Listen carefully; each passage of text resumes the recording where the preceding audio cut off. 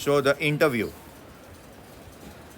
From the introduction to the Penguin Book of Interviews, edited by Christopher Sylvester. So there is a book named the Penguin Book of Interviews. It is a collection of different kinds of interviews, right? And then from that only we have got a subset, which is good for the NCRT. We always get a subset of many different things done, right? And good that we don't have the entire book to study for the exam.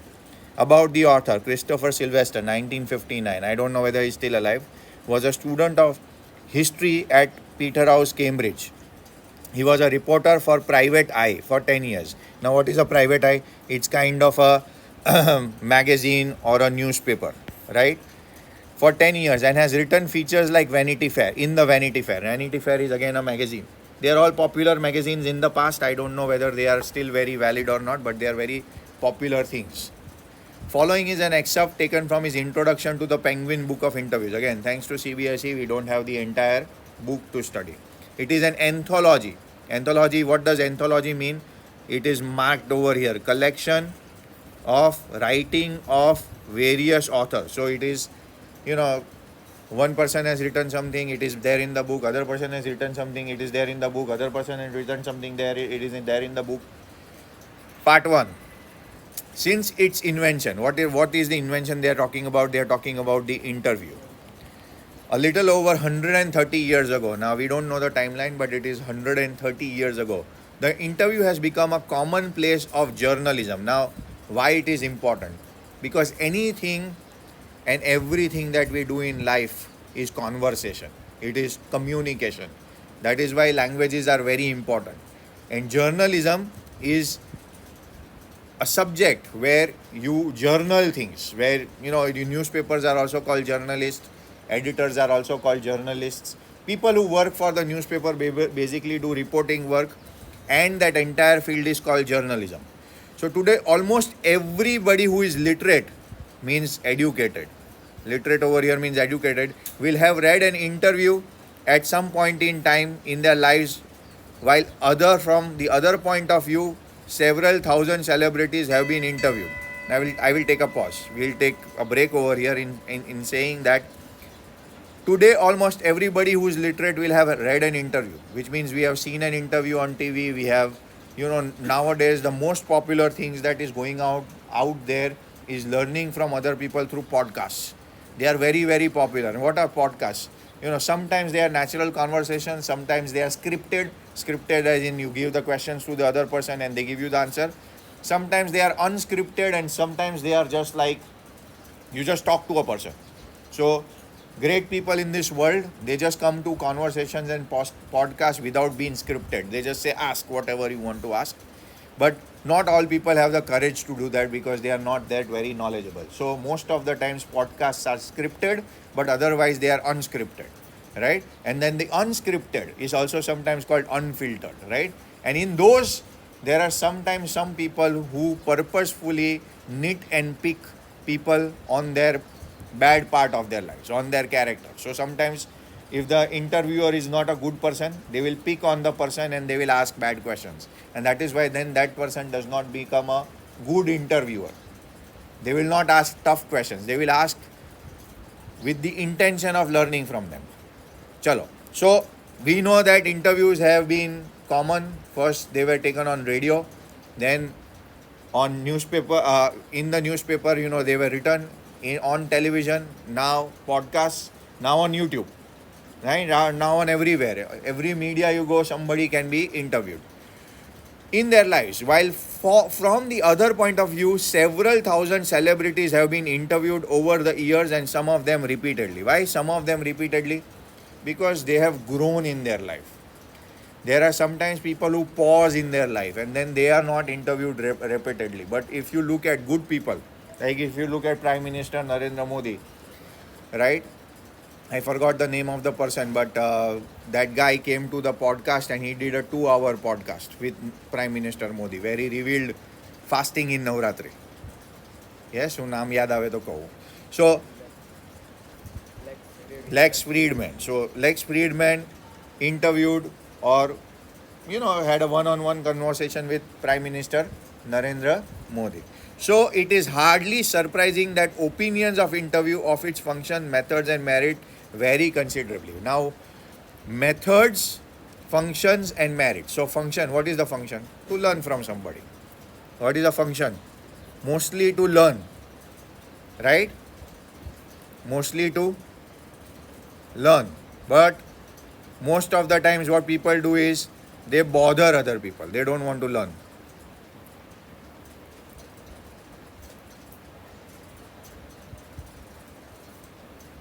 They don't want to learn. They want to bother other people by asking questions.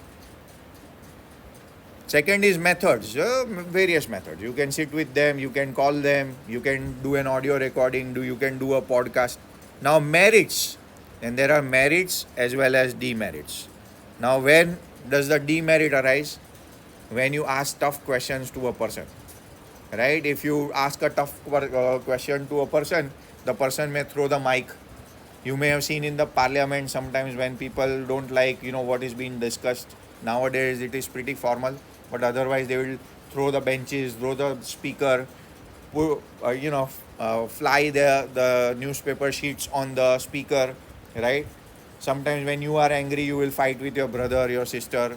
It's not an interview, it's a conversation. But if your father starts taking your interview, you will not like it. So you sometimes tell your father or mother, don't take my interview. If you have questions, you ask me. Let's sit together. But when people are interviewed, interview converts into investigation. Investigation sometimes converts into interrogation. So investigation means you just investigate, and interrogate means you use methods where you use with terrorists to beat them up and even get information from them. I hope everybody is writing. Vary considerably. So when interviews are normal, people like it. When interviews become investigations or they become interrogations, people don't like it. Or when you are motivated in an interview, you will like it. But if you are asked tough questions, you won't like it. Now, why is interview important? One point of time or other, whether you are not doing journalism, you will give a job interview. You will send your resume to somebody, they will read it, and if the job interview is motivating, you will like it.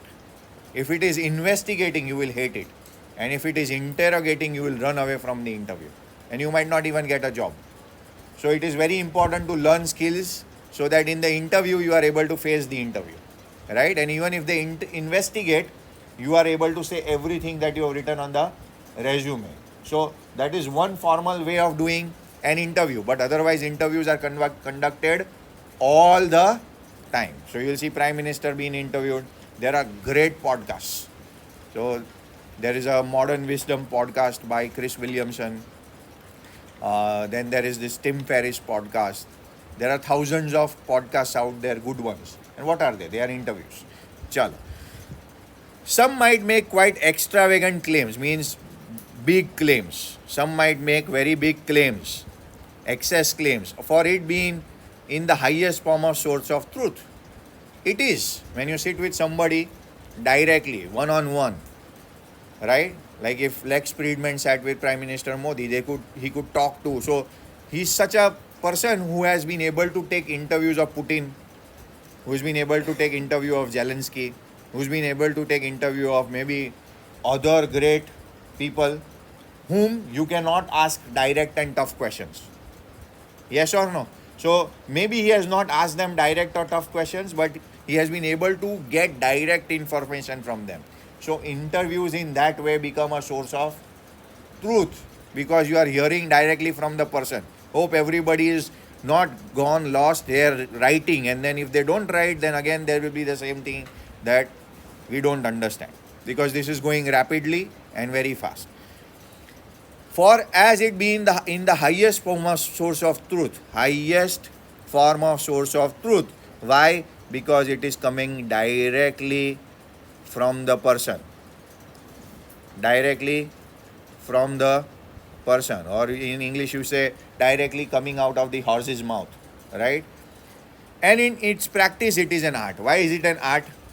It's an art because you should be able to get the right information from the person without disturbing the person. And that is why it is an art. It's an amazing skill to have. So if you have a great podcaster, right, there is this one podcaster who is the most famous in the world. His name is Joe Rogan, right? He talks to all kinds of people, and all kinds of people are ready to come to onto his show for the podcast. He was a former, you know, a fighter. You say there's this freestyle wrestling, right? And he was a fighter in there. But his podcasts are very good. Now, why do people come to his podcast? Because he has the art of getting the right information from them. And now that is why this chapter, interview, because we learn directly from the person. Others, usually celebrities who see themselves as its victims. Why they are seen as victims? Because being a celebrity, everybody wants to be a celebrity, but nobody wants the privileges that come after it, because everybody wants privacy. So celebrities cannot go out there and have pani puri, bhel puri, pizza at a local store. They will have to wear sunglasses. They will have to have a hat or a cap. They will have to hide themselves and go out, right? Why? Because they have lost their privileges because they became a celebrity. And then when they become a celebrity, people want to be with them, know things for them, sometimes take a selfie in the modern world. And when you go very close to them, sometimes if they are not in a mood, and if you go close to them, they might get angry. They might take your phone away and throw it away. Some celebrities also say, okay, you want a selfie? Give me 500 rupees. I'll get a selfie with you. So, becoming a celebrity, everybody wants to. But it's a very tough thing. Any celebrity you meet and ask, right, they cannot live a normal life. So, when interviewers get very close to them, they feel that they are victimized. Why? Because they are asked tough questions. They are asked to take a picture immediately. They are bothered. So, sometimes they feel they are victimized. Especially when such a thing is done without a permission. So, usually celebrities, singers, actors, politicians, all kinds, sports stars, you see, who sees themselves as victims might despise, which means hate the interview as an unwarranted intrusion in their lives. Now, what is an unwarranted intrusion in their life? We already understood. Without taking their permission, if somebody comes and says, I want a selfie, or of course, if you jump some celebrity's wall and try and take the pictures of their house, that is called intrusion. That is unwarranted, illegal into their lives, or feel that it somehow diminishes them. Now, diminishing over here has two meanings. One is disturbing their privacy. Disturbing their privacy, or sometimes some celebrities are genuinely humble and they don't like being interviewed, right? They say that everything that I've got or been blessed with is from the God. So why do you make me a celebrity? If I've got something, if I've learned something, it is from God. And those kind of people find it diminishing when people take their interviews. So generally, humble people, at least in the modern world, do not give interviews. But now the modern world requires you to give interviews also, so you have to keep your humility and give interviews. So when these great people like Prime Minister Modi or Elon Musk or anybody who has done something good in their lives, then they come for interview, most of the times you will find that when they are giving the interview, they are very humble. And you know that when humble people give interviews, you get to learn a lot from that. Like we saw Jensen Huang being interviewed, right? We saw the video, look at the poise he has, the way he speaks. He is one of the richest men in the world, right? The entire world depends on him. But he gives interviews naturally, humbly and normally. But these other kind of celebrities, which are not humble, they get bothered by when somebody comes near them, and the others get diminished because they feel that they don't deserve this superstardom. They don't believe that they have done something despite doing something amazingly well. They feel that they are common. It's just that they do the things the right way. Now, just as in some primitive cultures, it is believed that if you take a photographic portrait of somebody, then it is one stealing that person's soul. Now, we know that in our culture, right? Or we know, suppose your picture is taken, or you were doing something and your pictures were taken and it was posted on the school website. Which picture will you go and look at the first? Your picture. Why? Because everybody is interested in me. You are not interested in somebody else. So in actually the olden ancient cultures, people did not allow themselves to be photographed. But now with this silly device, the iPhone and the iPads and the other things, it has become so natural that people want to take so many photographs of themselves. And sometimes they keep looking at their own photographs. Now that is very bad. Right? And humble people, again, they might be giving a photograph, but they might not be giving out themselves. So in the ancient cultures, even taking a photograph was a bad thing, right? So in primitive cultures over here, people believe that if somebody takes their photograph, it is taking away their soul. Now, when somebody takes an interview, if people start taking your interview, you will say, "मैंने ये कर दिया, मैंने वो कर दिया, I have done this, I have done this." Now, how much have you done? You are 12th standard kids. How much have you done? And you look at the best of the world and they say, "We have done nothing." It's just that we stand on the shoulders of the giants. People do things and we get opportunities and we keep doing it better. Barabar? Chalo. So, V.S. Naipaul is again a cosmopolitan writer. It's given in the footnotes. He's an Indian author and he had received a Nobel Prize in Literature in the year 2001. Feels that some people are wounded by interviews. Why they are wounded? When they are asked difficult questions, when they are asked tough questions. When, if somebody asks Prime Minister Narendra Modi, "Why did you leave your wife? Why do you want to get into that area of somebody?" I'm just giving an example. And he would not mind answering that question because he is humble. But there are some people who would make sure they bother a celebrity. Yes or no? A good interviewer will never do that. So that is why they are wounded by the interviewers.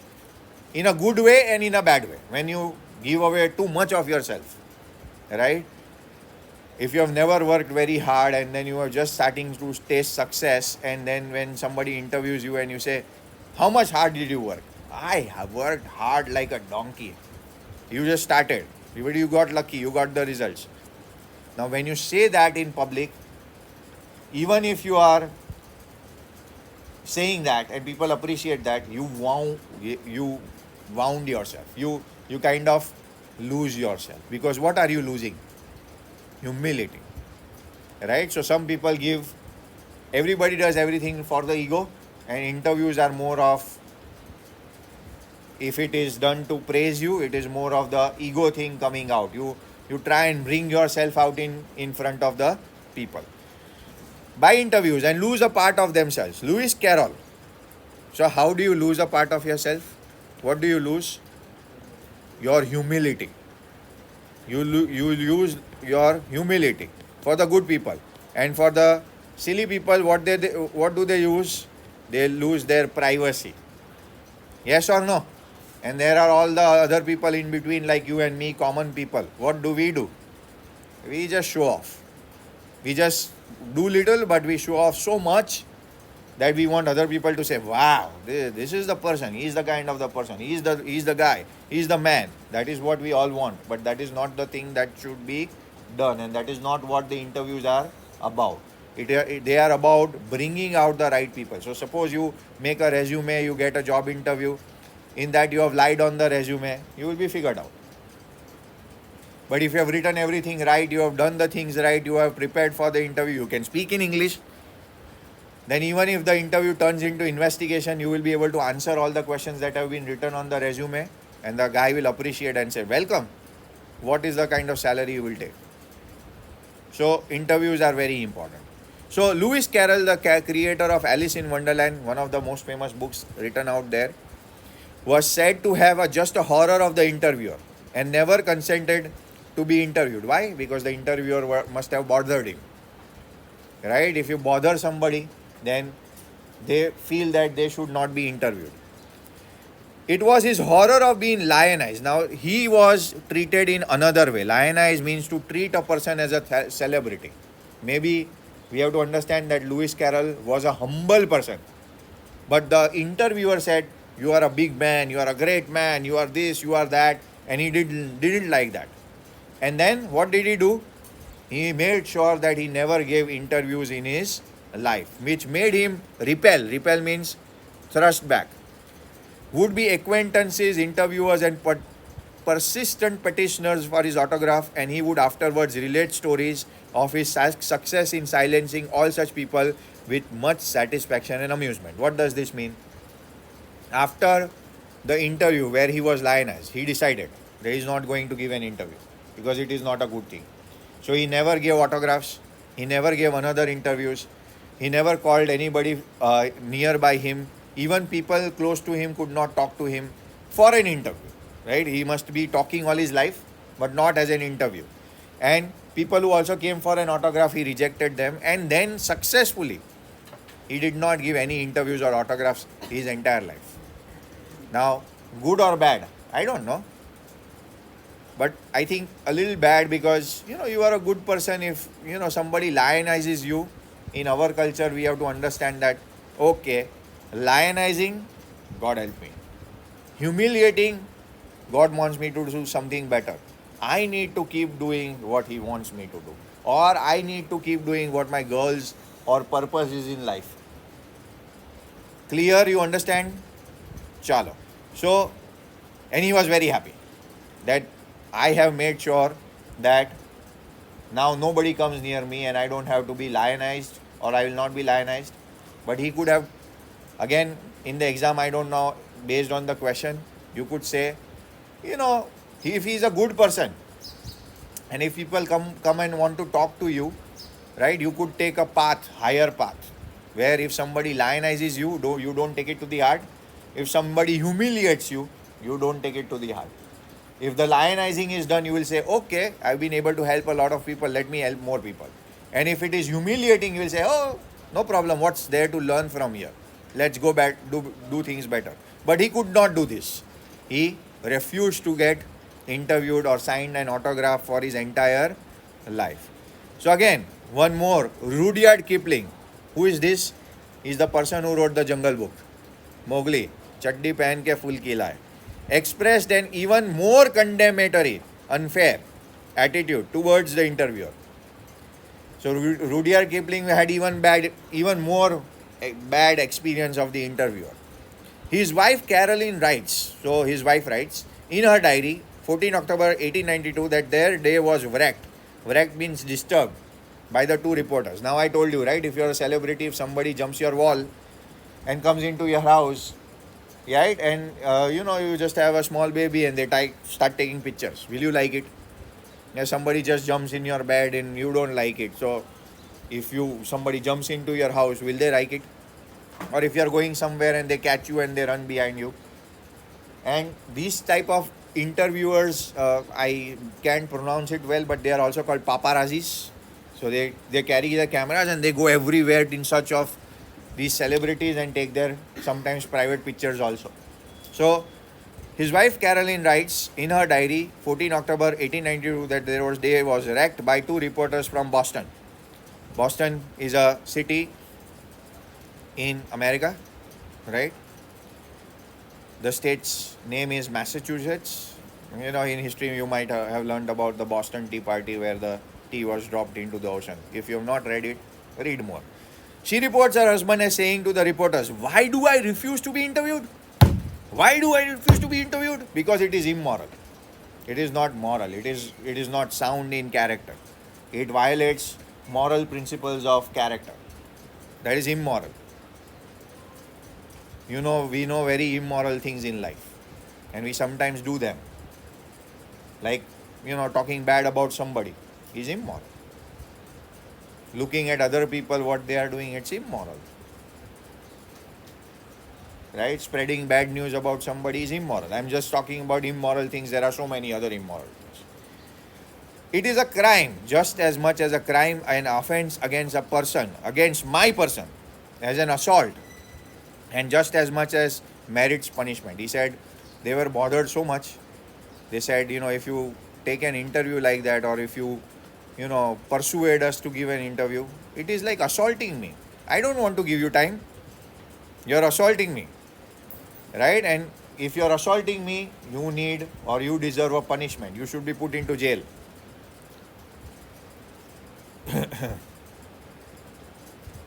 And just as much as merits punishment, it is cowardly and vile. Cowardly means without courage.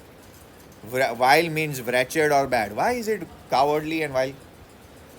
See, if you have decided that you want to give an interview and you consent, and the person comes on time and you give them an interview, then it is not immoral. But just like without asking, you enter somebody's private place, office, room, and tell them, give us an interview, then it disturbs their day. It disturbs their life. But that is what happens to people who achieve the celebrity status. Are you getting the point? If you become a celebrity, understand that you will never have a normal life. But everybody wants to become a celebrity. That's the problem with the world. Everybody wants to know that my name should be known everywhere in the world. But if your name is known everywhere in the world, understand this, you will not be able to walk on the street. You will not be able to go to a local pani puri store and say, Bhaiya pani puri khilao, or bhel puri khilao. Or you will not be able to walk into a local pizza store, have pizza. You will not be normal. Chalo. Now, Kipling was a hypocrite. No, yes. What are hypocrites? We all are. We say we'll study, but we don't study. We say we'll do these things, but we don't do these things. We say we do prayers, but we are hardly doing it. We say we'll work hard, but we don't do it. So Kipling, he said he will not give an interview and interviews are bad. But one day he conducted an interview, right? Himself perpetrated an assault. What is perpetrated an assault? Commit a crime on Mark Twain. So he conducted. So it is not very straightforward. You want to write. Kipling said, no interviews, immoral, crime, deserves punishment, hypocrite. What does he do? He takes an interview of Mark Twain. Now who's Mark Twain? Again, one of the best authors out there in the world, right? Adventures of Huckleberry Finn, Adventures of Tom Sawyer. Now we have not read them, so don't bother about them. Bother about CBSE. Never read such good books. They are amazing books. Adventures of Tom Sawyer, amazing book. Adventures of Huck Finn, amazing book. Bhul jao. Yet Kipling had perpetrated such an assault on Mark Twain only a few years before. Right? What had he done? He had taken or tried to take an interview of Mark Twain, or tried to assault him, or tried to, pull bad things out of him. Right? Interviewers are meant to bring the good things out of people, but the interviewers can be, I don't know, want to use the word, but suckers and ask bad things. Yes or no? Chalo. A few years before, H.G. Wells, again, the time machine, the invisible man, amazing author. In an interview in 1894, referred to interviewing ordeal, means extremely severe, punishing, disturbing, but was fairly frequent interviewee, right? He said interviews are bad. Yes, but again hypocrite. But he took lot of interviews. Yes or no? And for 40 years later found himself interviewing Joseph Stalin. Now who's Joseph Stalin? Joseph Stalin is a communist from Russia. He was one of the supreme leaders of United States of Soviet Union, USSR, right? And this relates to the chapter Poets and Pancakes, because Joseph Stalin was a communist. And if the book, I forgot the name, they talk about The God That Failed, you will find articles of H.G. Wells in that also. So one of the interview that he conducted, and there is a connection over here between this chapter and Poets and Pancakes, is Joseph Stalin, because he's a communist, and the book that had people who had gone into communism and come out, got the God that failed. And I think there is an article of H.G. Wells also in that book. Do you know how this relates to the chapter Poets and Pancakes? Can this be connected and asked in the exam? Yes, maybe, I don't know, if people read it better. Saul Bellow, who had consented, all of these people, who they are, all of this is given over here. So I would want you to read the footnotes. They are just some famous people. Saul Bellow, who had consented to be interviewed on several occasions, nevertheless, one described interviews as being thumbprints on his windpipe, which means when you want to kill somebody, like if you want to kill me, best thing is take a pillow, put it on my throat, and make sure I don't move, and I will die. So in the same way, if you put your palm or your hands and put it on the neck of somebody, it is like a thumbprint on his windpipe. It is like as good as assaulting somebody so that they will die. Murder them, in simple words, if you may want to write for yourself. Right? Why? Because in some interviews, people ask these people tough questions. Do you understand? Yes or no? If you get caught in doing something wrong, and if I call you and if I tell you what happened, and really you did something wrong, what happens to you? The best thing over there is to confess and say, I'm sorry, I'll try not to, help me, I don't want. But we can do that. But again, if people get too much far, right? So if I bother you, if I nitpick all of you, so I nitpick one of you and say, you stand up and do the things, and do these things, do that, those things, right? I'll give you punishment, and I nitpick you because I don't like you. Won't you find me a bad person? So sometimes some interviewers take interviews like this. Clear or not clear? Saul Bellow, who has consented to be interviewed on several occasions, nevertheless once described interviews as being thumbprints on his windpipe, as good as murder, as good as trying to kill somebody, as good as bothering somebody so much that he will not be able to survive. That is called thumbprints on the windpipe. Yet, despite the drawbacks of the interview, it is a supremely serviceable medium of communication. We discussed at the beginning Joe Rogan, Chris Williamson, Chris Bartlett, Diary of a CEO. These are great podcasters. They bring the best people out there and learn. Andrew Huberman, I guess. Amazing people. They talk about any subject under the sun. Be it biology, be it technology, be it relations, be it communications, be it entrepreneurship. And why they are so popular? Because they try and bring out the best in people through the interviews. You learn how this person has learned, right? How this person has done such a great thing in life, right? He would bring people like, I don't know, Chris Goggins, the person who runs and does things and is very Joko Willink. I don't have the names right now, but great podcasters. Tim Ferriss, Joe Rogan, Chris Williamson.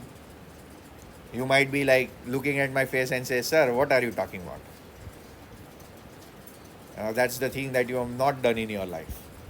Or these are people who are also authors, entrepreneurs, writers, poets, singers, actors. All actors are not bad. Huh? There are some good ones also, because they live a good life, right? But again, we don't want to get into that area. Coming back to the point, it is a supremely serviceable medium of communication. So I'll tell you, I consume a lot of these podcasts, and that is why I've been able to learn a lot and a couple of things very faster in my life. Why?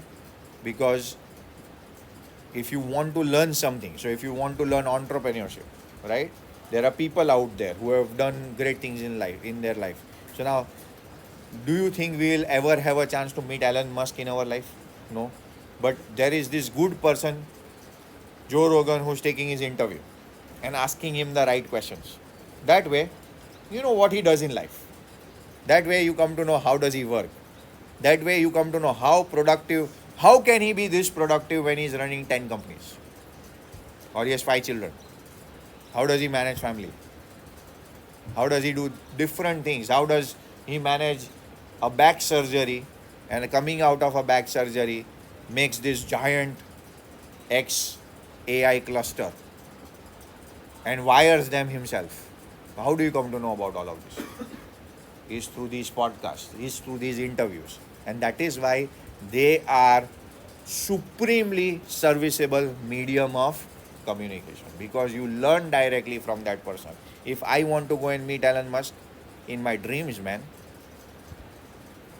in my dreams, but if somebody is taking an interview, I listen to it, I come to know who is this person, where does he come from, what does he read, what does he eat, how does he spend his day, how is he productive, how does he stay productive, does he have challenges in his life, how does he manage those challenges, does he pray, does he go to mandir or church or do whatever, right? Chal.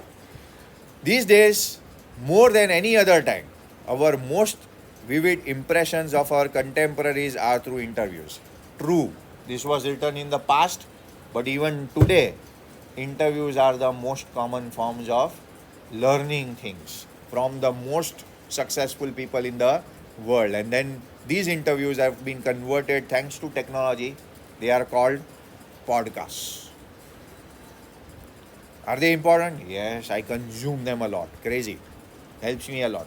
Understand real things that are happening out there in the world. In the earlier days, these things were not common. People read newspapers, then newspapers transitioned to books, then books transitioned to radio, radio transitioned to television, television transited to internet technology with mobile communication, and improvement in technology translated into other better technologies, which led to podcasts and other things. Clear? Yes. So Dennis Bryan has written, almost everything of the moment reaches us through one man asking questions of another.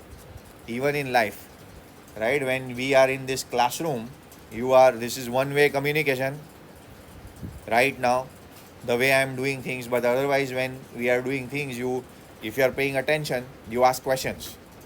And that is when you learn. When you go to a teacher for counseling, why do you go to a teacher for counseling? Because you learn from that person. Why do you listen to other people? Why do you listen to Guru Hari or Swami Shri, or why do you listen to great people? Because you learn from them. Why do you want to spend time with them? Because they will motivate you, they will help you, they will help you understand what you are lacking. And if you can pick those things from there, what will happen? And start using them, your life will change. So again, this is important. Dennis Bryan has written, almost everything of the moment reaches us through one man asking questions of another. So it's a crime. Swamiji kept telling us, na avde to teacher nu mathu how. He kept telling us that if you don't understand anything, you ask questions. But do we? Sometimes we don't have courage. Sometimes we are not paying attention. Sometimes we are not in a mood. Sometimes we don't want to study. But if you decide, then you will learn. That is how things happen. If interviews were not there, if communication was not there, there was no need for schools. Because of this, the interview holds a position of unprecedented power and influence, right? Why Lex Friedman is a person of power and position? Because he can talk to Putin and tell him, I want your interview. And Putin becomes ready and says, I will come to give you an interview. Is it even possible to meet Putin? Unless you are Kremlin, or you are part of the government, or you are of the topmost stature in the Russian politics. Is it? Our Prime Minister is easy, he meets people because he's a common man, he has kept himself as a common man. But still, can we go and meet him in person? But if somebody takes his interview, we come to know stupid Navratri going on, everybody thinks about songs playing out, your mind is always there. If somebody says close the window, you don't want to. But what was Navratri meant for? When you look at a person of his stature, he says, I fast for 9 days. And then Lex Friedman, when he took his interview, he said, in that honor, I have fasted for 3 days. Because if I am fasting, my mind is clear. If my mind is clear, I'll be able to ask you great questions. And based on our conversation, a lot of people will learn a lot of things about you and me. And that is why Because of this, the interviewer, Lex Friedman, holds an of unprecedented power and influence. We'll take the next part maybe next day.